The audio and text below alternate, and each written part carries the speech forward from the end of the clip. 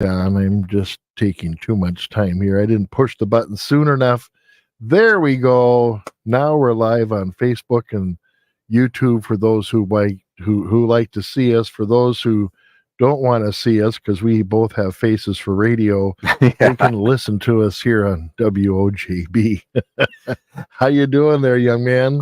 Young man, my dinosaur is showing. It's so nice of you to say young man. That's on my wish list. I think I wish I were that. I was at Walmart the other day, and this guy was holding the door for me, and he was, looked older than me. I think I look pretty young, but anyways, I said, "Thank you, young man," and he just shook his head and just like I surprised him. I don't think he ever gets called that very often.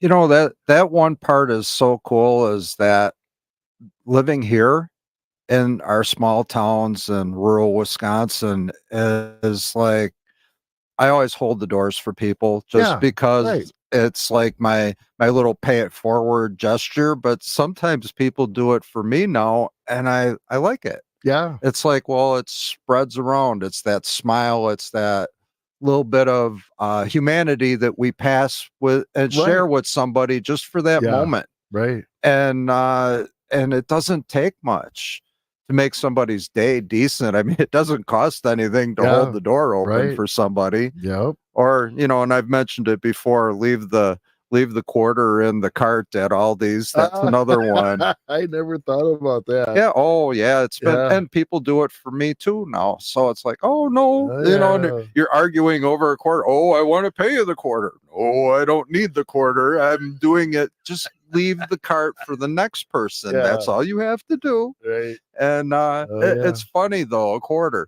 Oh, that's right. There's an Aldi in Rice Lake. I never thought about that. Yes, there is. Because I haven't been to an Aldi since I left Minneapolis. I was always down there and went to the one down on Franklin Avenue, and I never thought about leaving the quarter there, because even the homeless people could probably take it and say, great, they got a quarter, and but it's that's okay. It's a gift no matter what. Yeah, and it's only a quarter, and it's only a quarter, and plus, well, if it's you that has the quarter, it's like, well, I can afford this, but then it starts like maybe a little conversation, or it creates a smile. Yeah, if it creates a smile, you're both winning. Yeah, hard to beat that. Yeah. Well, we're going to talk about some winter things, but we kind of lack one thing, and that would be snow. Or even it's not really winter. Technically, it is not winter yet. Yeah, I suppose. That's next week it starts. Maybe.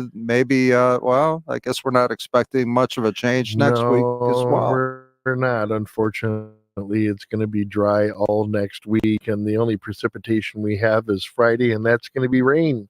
So, unless you're at Telmark Village up in Cable where they're making snow, that's the only snow that's around.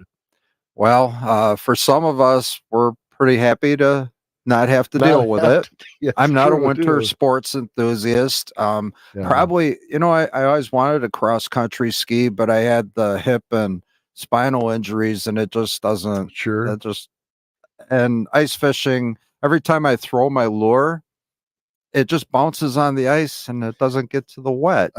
You're supposed to use a hole and drop. Just never mind. Yeah. I just wait till spring. I'll wait till spring. That's my thing. Too much to explain. Yeah. Well, let's talk about some winter, because it is on its way. Even though the calendar says it's next week, I would think eventually we're going to get some snow by the new year, maybe, and that's going to cause some issues for those of us with some disabilities or a lot of disabilities. It's just going to be part of that. I went out and got my shoe cleats. It's a rubberized wraparound. I mean, you're going ahead of me now. See, I'm sorry. You went way down my list of things I'm supposed to talk about. So we're going to talk about. You don't have to talk about it now, but I'm just saying. I went out. I just want to let you know. I went out and got my cleats ready, and they're sitting in the entryway of my house, just waiting for snow and ice to step on. Okay. Anyways, what do you Okay. got? You got a stick you're going to throw at me with Well, a sharp point on it. I'm gonna take you out, man. So What do you I got? wanted to start with something really simple. Okay, you start. I wanted to talk about boots. Okay. Well, if I see you're wearing tennis shoes like Yeah. I do, the first time you put boots on, man, you wonder why you hurt the next day. Well, it changes your whole stride. You don't have that movement. Your ankle, your calf is going to hurt. You might get that shin splints feeling. It's because that ankle is used to being able to flex, and all of a sudden you said, "Nope, it's not." So you change your whole Oh stride, yeah. and then you're Right. going to feel that in your back.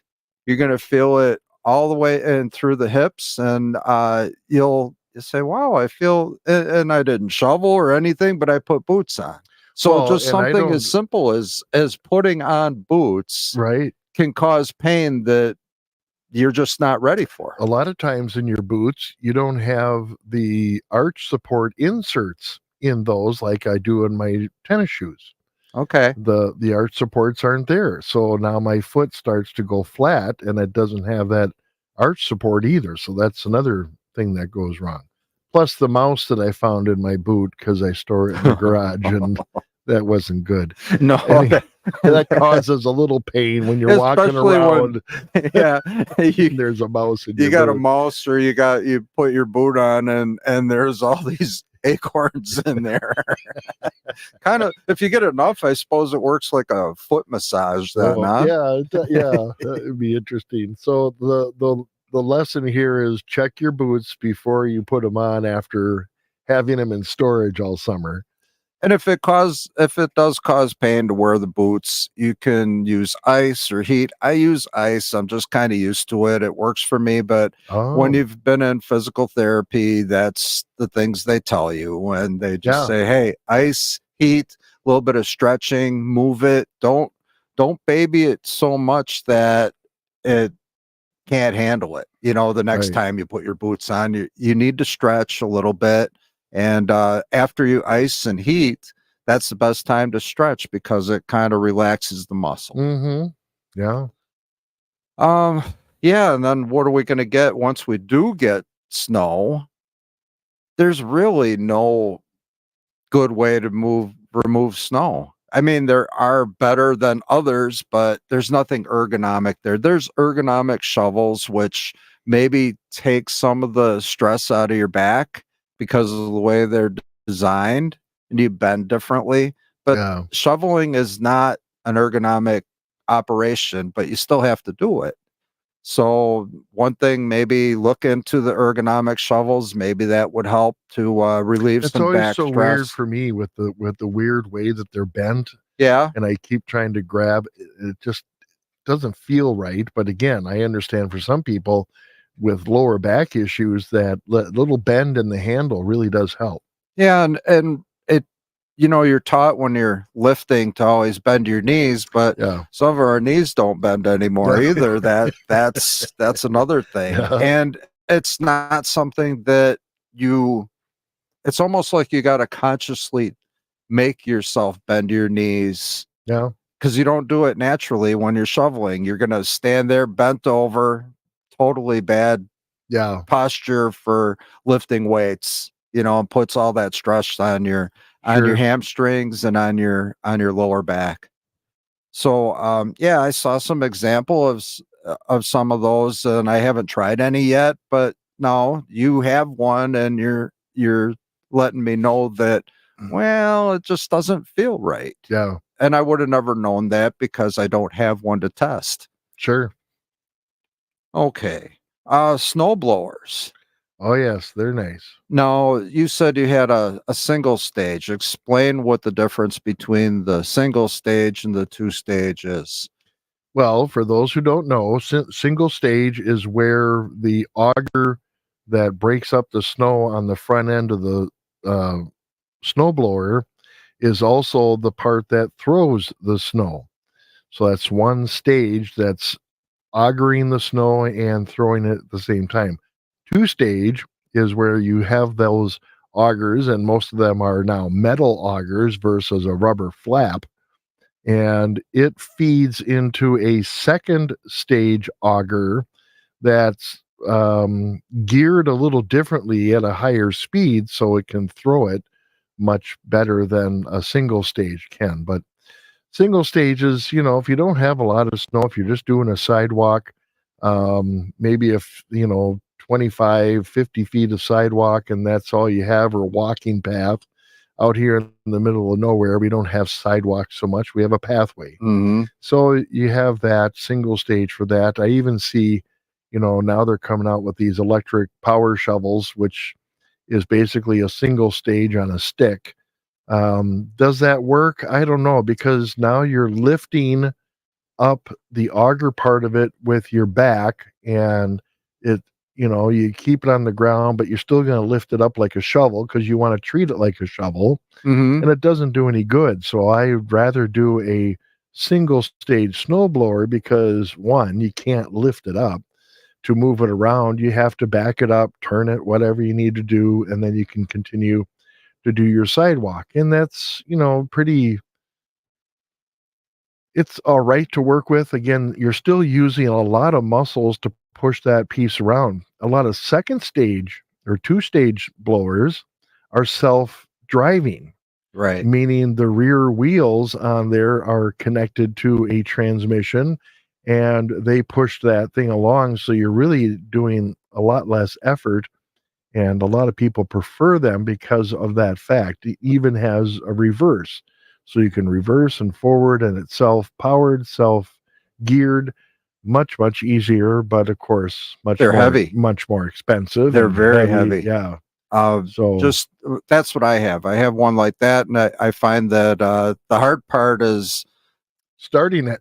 that and making it go fast enough for me. Oh, okay. That also changes your stride, because it has a set speed it's going, and if you kick up the speed and the snow's a little deeper, it's not going to do a good job. Yeah. So you have to adjust to the depth of the snow. Yeah. And my electric start on mine died, so I've been pull starting mine, and that's you can throw out your back just trying to pull start something. Exactly. Yeah. But they are now coming out with these rechargeable ones. Yeah. And those look really cool. Now, there were electric ones where you had to deal with the cord, and which is all right if you just if you live in town and you have a little sidewalk from the front door out to the street, and that's it.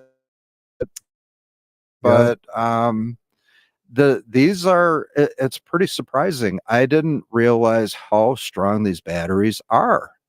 There's one gentleman brought out, they were ice fishing on my lake, so I went to visit, and he showed me, he said this thing can do like 500 holes on one charge.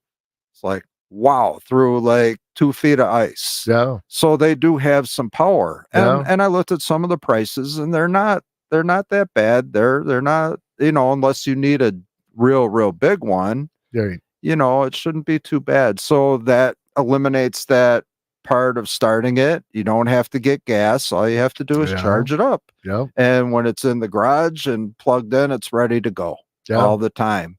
And the other thing is use premium. So that's on your gas powered items. Yeah, make sure you use the most expensive gas, which is premium, because there's no additives to it. It is just gas, and that'll make your yard equipment work a lot better. Not just snow blowers, but then in the summer for tillers and lawnmowers and stuff. And the boat motor, and the boat motor, that was really important. That's important. It is. So the other thing that we should talk about is falls. On ice, on average in America, 1 million people are injured from falls on snow and ice. 17,000 of those die. So we have to think about how to not get on any of those statistical lists, right? And one of the things we do is we tend to hurry. Life is that way. You just kind of get used to it. give yourself a little bit more time. I realized that early in when we had some of our first frosts, and I was used to leaving to get to a certain location at a certain time, and I get out and my windows are frosted up. Here's another 5 minutes of scraping. Right. Yep. So, you know, now and probably knowing me, I probably drove a little bit faster than I should have. Things like that. And really slowing down and preparing a little bit more. Yeah. Because hurrying on ice, if you fall, you're not going to get there. Yeah. You're not going to be on time. And if it's fatal, I had one where I didn't notice it, but there was some ice that froze on a top stair. Mm. And then there was a light snow the night before. And I hit this black ice type stuff with the snow on there and ended up 6 stairs down, gasping for breath. Yeah. And luckily, you know, I was able to get up, but where I was, if I would have broke something or injured myself severely, nobody had ever seen me. Yeah. I'd have froze to death and died right there. Right. And I guess it makes you kind of a little bit more aware of, oh, good thing I was a little bit younger when that happened. But these things do happen. My wife broke her ankle stepping on some glass ice or black ice on a slight incline. Such a slight incline, you didn't notice it, and she got out of the vehicle, and she actually competed in log rolling. And still, that was that little slip ended up breaking her ankle, and it ended up being a pretty severe break, and it was an overnight in the hospital, and a lot more than you would think. Now, if that were to happen when you're older, it might be something you don't recover from. Right. Yeah, because I know a lot of much more elder people than us. If they slip and fall, break their hip, a lot of people say that's over. You know, when they break their hips, it's usually it shouldn't be you know a pathway to dying, but it's really hard for elderly people to recover from that. Now, I was going to say ice is more of a problem even today than it is without snow, because we have this melting during the day and then freezing overnight, and then it remelts and freezes again. And every day, if you're out in a you know, dirt parking lot in your house, the water area changes, or you can't see it on the sidewalk. All this melting and refreezing causes problems with just not able to see where it's at, or it changed, and it just makes it more dangerous than having snow. Now, snow gives us some sort of a grip, unless it's compressed down, like on our roads the past few days last week. After that light snow, it really made it bad. I was surprised at how slippery those roads were. Well, you know, I'm assuming some of the plowing organizations, whether it's county or state, says, "Oh, it's just a light snow. We don't need to get the plows out for that. It's going to melt, you know, during the day because it's going to be 40 degrees." Well, little did they, you know, realize is that it gets compressed by all the cars driving on it, and then it has a little defrosting to it, and then it freezes again, and now it's ice. And I'm surprised. I saw several cars going off the road on some of our S curves here on the res, and because they couldn't stop to make the curve, they didn't realize that they were driving on ice because it looks like snow. And that's the worst thing. And, you know, so out in your home driveway or parking lot, sidewalks where people were walking and compressing that down, and now it defrosted and refreezed. Now it's ice that we have to deal with. So I think even though we don't have snow right now, ice is going to be the bigger thing to deal with. And what can we do to help keep ourselves safe? Slow down. Sorry. Slow down. It's like it's hard to get. We're taking that last phone call before we leave the house. Yeah. I can do this because you're looking at that amount of time it takes you to do it when the roads are good. Yeah. And I can still make it there on time. And then the next thing you know is you're hurrying, but the conditions aren't ready for you to hurry. And you slide through, and I actually, to be honest, that's what we're supposed to be, is honest. And I came to an intersection, and luckily they have the anti-lock brakes, because the nose of my vehicle started to get into the intersection, and that's because I was hurrying. Yeah. I should have known better. I was coming down a hill, and the momentum was there, and my vehicle didn't want to stop. And I'd like to see that look on my face when it's not stopping, but nothing happened. But if you were to slide into an intersection and cause an accident, it could be all over for you, or it's just an auto accident as a life-changing event.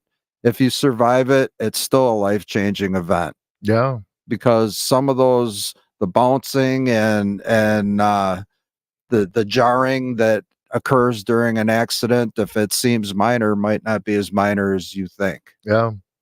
All right. So you have us slowing down. What other tools can we have to help us on ice? Your ice cleats. Yes. The ones that you had started the conversation with. So tell us about your ice cleats. Well, they're very simple, because I think I got mine at L&M, and they wrap over any shoe. It's kind of like putting on, back in the day, galoshes or something over your shoes, or a lot of for your what do I want to say? They used to have totes. Yeah. Remember totes? You had these little rubber things that slid over your, they fit in your pocket, and they slid over your shoes and protected them. Just again, that was for the inner city people, but out here we need little studs on the bottom. So it's very easy to take on and put on, take off and put on. But again, they have little cleats on the bottom of them, and when I leave my house, I'll put them on to get into the car. When I get here to work, I take them off, because I don't need them around the carpet here. So they're easy on, easy off, and it's just something that I keep with me.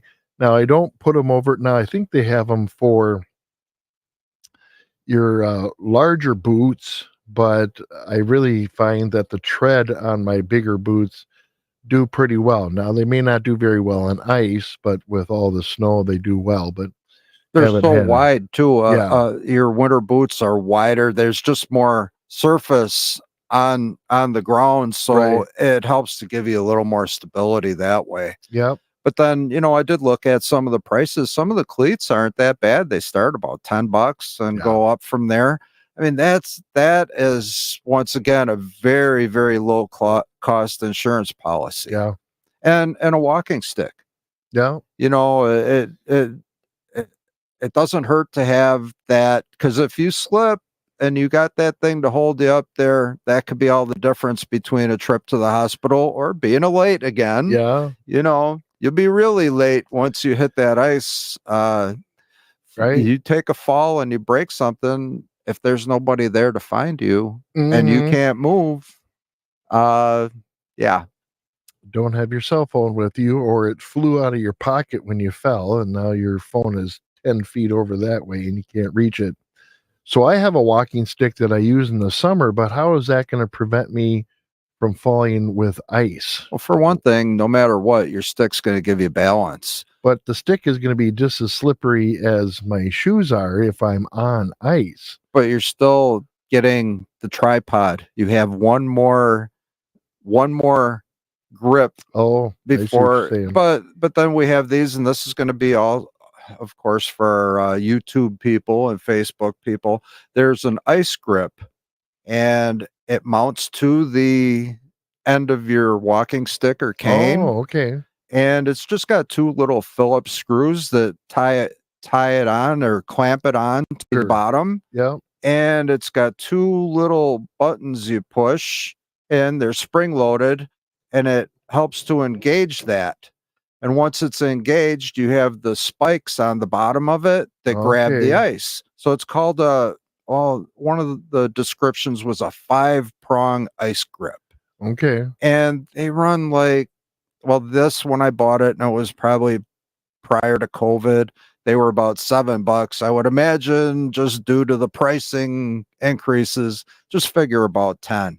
But $10, once again, it's a very low cost insurance policy. So if you don't, maybe cleats aren't for you, at least if you're going to use your cane or your walking stick and put that on there for that extra grip, that can make all the difference between getting in and out of the house without injury.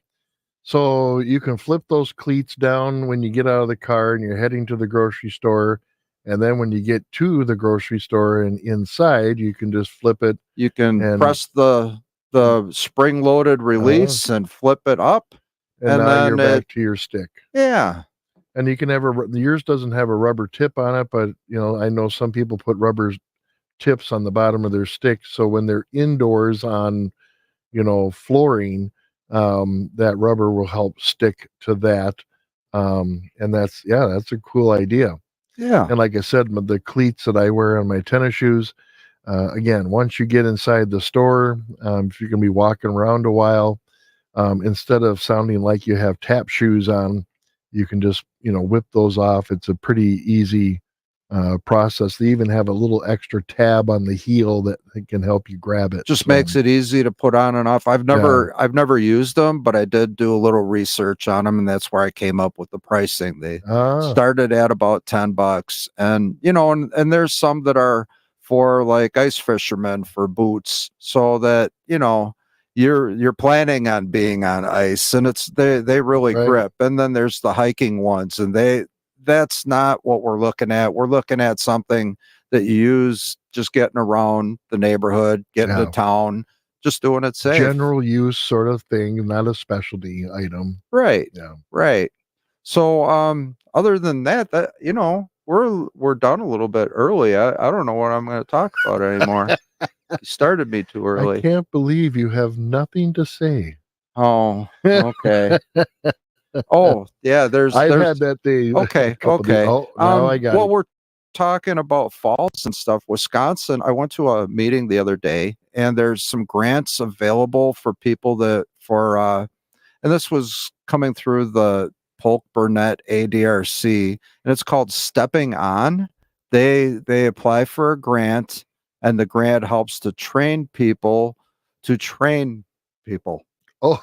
So you got to train the trainer, and the grant helps to pay for those expenses. And Stepping On is because Wisconsin was the highest in falls in the United States. So wow. these aren't falls on ice; they are just falls in general. Yeah. So the state wants to get off that list and at least move up a couple of notches. So they're trying to teach people the basics of how to prevent falls. And I think it looks like a really good program. And I think that some of our counties will be applying for those grants, and then they should be coming around. And if they do, it's called Stepping On. It's something that could maybe help you navigate your own home, navigate around your home and in other places, and prevent those falls, because a lot of falls end up happening post-op. So you're released from the hospital, you're weak, you're going home, and the home isn't quite ready for the condition you're coming back into it. Yeah. So this is something that I think is going to be beneficial for the citizens of Wisconsin. So on those statistics of falls, does it clarify what falls may have happened inside of a nursing care facility versus general home or general outdoor use? Is there?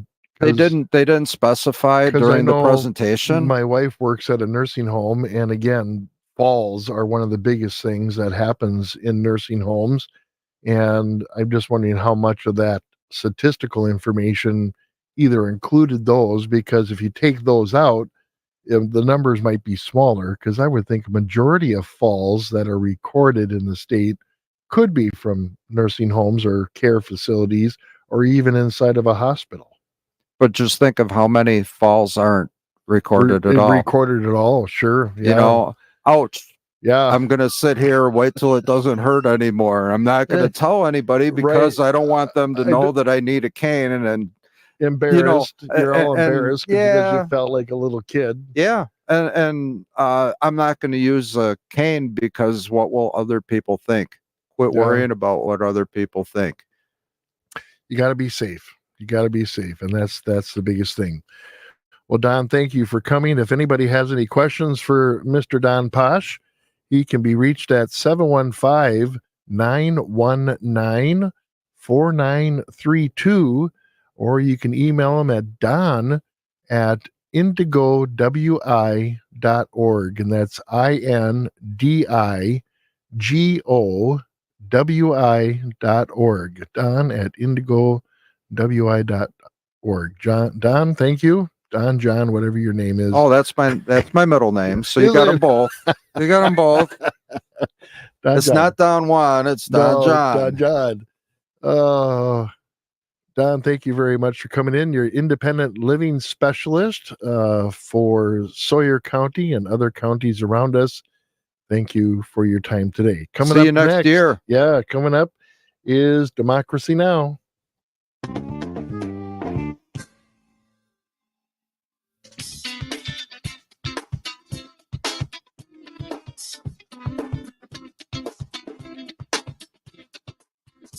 From New York, this is Democracy Now!